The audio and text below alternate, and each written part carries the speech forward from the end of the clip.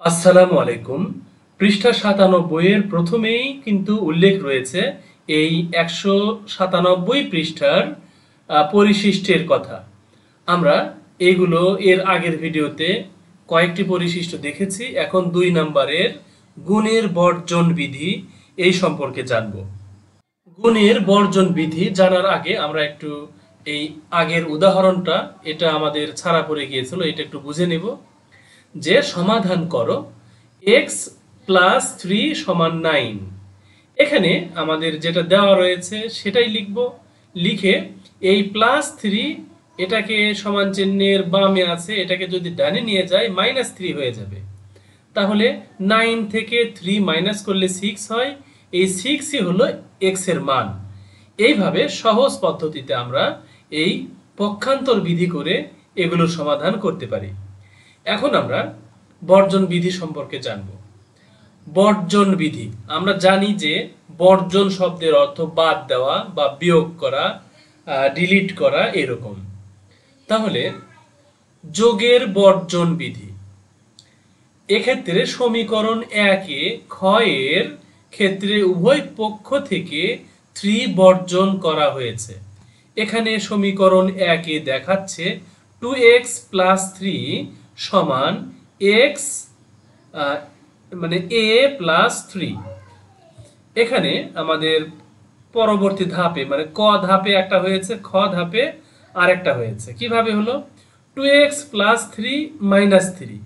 এই মাইনাস 3 আনার কারণে এই প্লাস মাইনাসে 3 কাটা গেলে শুধু 2x থাকবে। এখন খেয়াল করে দেখো, এই সমান চিহ্নের বামে -3 দিয়েছে, ডানেও -3, এই জন্য দিতে হয়েছে। এখন আমরা যদি এখানে এই -3 এই -3 কেটে দেই, 2x থাকে সমান, এখানে শুধু a থাকে, এই +3 -3 কেটে যাবে। তাহলে 2x সমান a, এটা আমরা জানতে পারলাম। এখন এখানে বর্জন বলতে এই যে -3 দ্বারা এই +3 কে বর্জন করা হয়েছে। মানে তোমার 3 টাকা ছিল, 3 টাকা বর্জন করলে, খরচ করলে, বাদ দিলে, এইটা হলো এখানে বিষয়। তবে বাদ দেওয়ার ক্ষেত্রে উভয় পক্ষ থেকেই কিন্তু বাদ দিয়েছে, শুধু এক পক্ষ থেকে বাদ দিলে হবে না। এখন এখানে সমীকরণ 2-এ খ এর ক্ষেত্রে উভয় পক্ষ থেকে -5 বর্জন করা হয়েছে। এই যে 7x - 5 সমান 2a - 5। এখন ক এর ধাপে বলেছে যে 7x - 5 প্লাস 5। এই প্লাস মাইনাসে কেটে দেওয়ার জন্য +5 নেওয়া হলো। এই যে এখানেও +5 নেওয়া হলো। নেওয়াতে +5 -5 কেটে গিয়ে শুধু 2a থাকলো। আর এই +5 -5 কেটে গিয়ে শুধু 7x থাকলো। তাহলে খেয়াল করে দেখো, এখান থেকে -5 কে কৌশলে আমাদের এখানে বর্জন করা হয়েছে। এটাই হলো যোগের বর্জন বিধি। এ নাম্বারে আমরা জানলাম যোগের বর্জন বিধি। এরপরে বলেছে যে কোনো সমীকরণের উভয় পক্ষ থেকে, উভয় পক্ষ বলতে সমান চিহ্নের বামে এক পক্ষ, ডানে এক পক্ষ, বামেরটা বাম পক্ষ, ডানেরটা ডান পক্ষ, এই উভয় পক্ষ থেকে একই চিহ্নযুক্ত সদৃশ পদ সরাসরি বর্জন করা যায়। একে বলা হয় যোগের বা বিয়োগের বর্জন বিধি। তাহলে এতক্ষণে আমরা জানলাম যে যোগের বা বিয়োগের বর্জন বিধি। এখন বি নাম্বারে আমরা এ নাম্বারে জানলাম যোগের বর্জন বিধি, যোগ বা বিয়োগের। এখন আমরা বি নাম্বারে গুণের বর্জন বিধিটা জেনে নেব। এখানে বলেছে যে খ এর ক্ষেত্রে প্রদত্ত সমীকরণটির উভয় পক্ষ থেকে সাধারণ উৎপাদক সরাসরি বর্জন করা হয়েছে। তাহলে এখানে সমীকরণটা আমরা দেখি। 4 × 2x + 1 সমান 4 × x - 2। এই যে একটা সমীকরণ, এখানে ক ধাপে একটা হয়েছে, খ ধাপে আরেকটা হয়েছে। প্রথমে ক ধাপ। এখানে দেখো, এইটা আর এইটা উভয় পক্ষকে 4 দ্বারা ভাগ করেছে। এই যে এটা হলো বাম পক্ষ, সেটাকে 4 দ্বারা ভাগ করেছে। এই ডান পক্ষকেও 4 দ্বারা ভাগ করেছে। কেন ভাগ করলো? কারণ এখানে যদি ভাগ করি তাহলে 4 আর 4 কেটে যাবে, আবার এখানে এই 4 কাটা যাবে। এখন খ ধাপে কি হয়েছে, যে কেটে গিয়ে যা থাকলো সেটা এই পাশে বাম পাশে থাকলো, ডান পাশে কেটে গিয়ে যেগুলো থাকলো সেটা ডান পাশে থাকলো।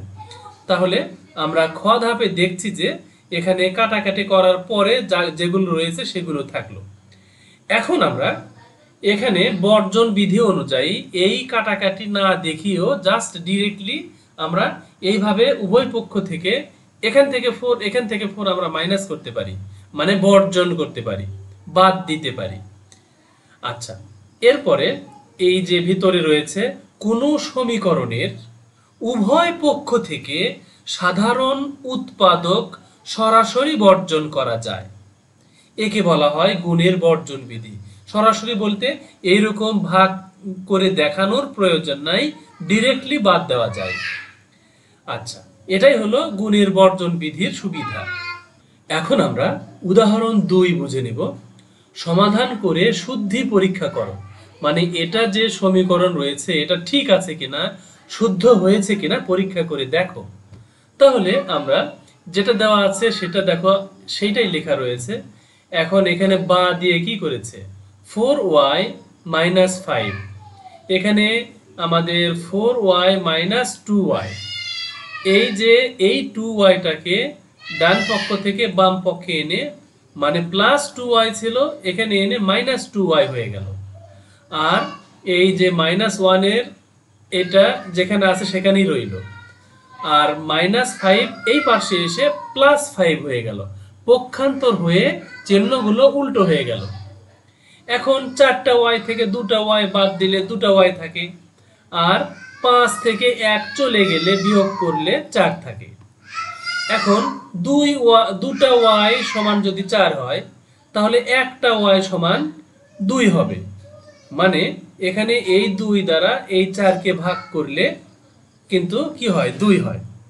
অথবা উভয় পক্ষ থেকে সাধারণ উৎপাদক 2 বর্জন করে, এই 4 এর মধ্যে কিন্তু 2টা 2 আছে, সেই 2টা 2 এর মধ্যে একটা 2 এখানে থাকলো, আর একটা 2 আর এই 2 কাটা গেল, তাহলে এখানে কোনো 2 থাকলো না, শুধু y থাকলো। এখানে 2টা 2 ছিল, সেটার মধ্যে একটা 2 এখানে রইল। এখন সমাধান বলেছে y সমান 2। এখন y এর মান 2 বের হলো। এখন প্রদত্ত সমীকরণে y এর মান বসিয়ে পাই। এখন যেখানে y আছে সেই জায়গায় y না লিখে আমরা 2 বসাবো। তাহলে 4 গুণন y মানে কি, 4 গুণন 2 মাইনাস 5, এই যে মাইনাস 5 থাকলো। এখন এই যে 4 দুগুণে এই যে 8 মাইনাস 5, 8 মাইনাস 5 সমান 3। এখন এখানে বাম পক্ষ দেখো মান হচ্ছে 3। এখন ডান পক্ষের মান 3 হয় কিনা আমাদের দেখতে হবে। তাহলে 2 গুণন y, এই যে 2 গুণন 2 মাইনাস 1 যা আছে তাই, তাহলে 2 দুগুণে এই যে 4, এই যে মাইনাস 1 মাইনাস 1ই থাকলো, 4 থেকে 1 মাইনাস করলে 3। আমরা দেখতে পাচ্ছি বাম পক্ষেও 3 ডান পক্ষেও 3, সুতরাং এটা অতএব বাম পক্ষ সমান ডান পক্ষ, অতএব সমীকরণটির সমাধান শুদ্ধ হয়েছে। অর্থাৎ আমরা এখানে শুদ্ধি পরীক্ষা করে দেখলাম যে এখানে সমাধানটা আমাদের সঠিক হয়েছে, শুদ্ধ হয়েছে, অশুদ্ধ বা ভুল হয়নি। এরপরের ভিডিওতে আমরা আর গুণন বিধি এই সম্পর্কে জানবো। ওমা তৌফিক ইল্লা বিল্লাহ। আসসালামু আলাইকুম ওয়া রাহমাতুল্লাহ।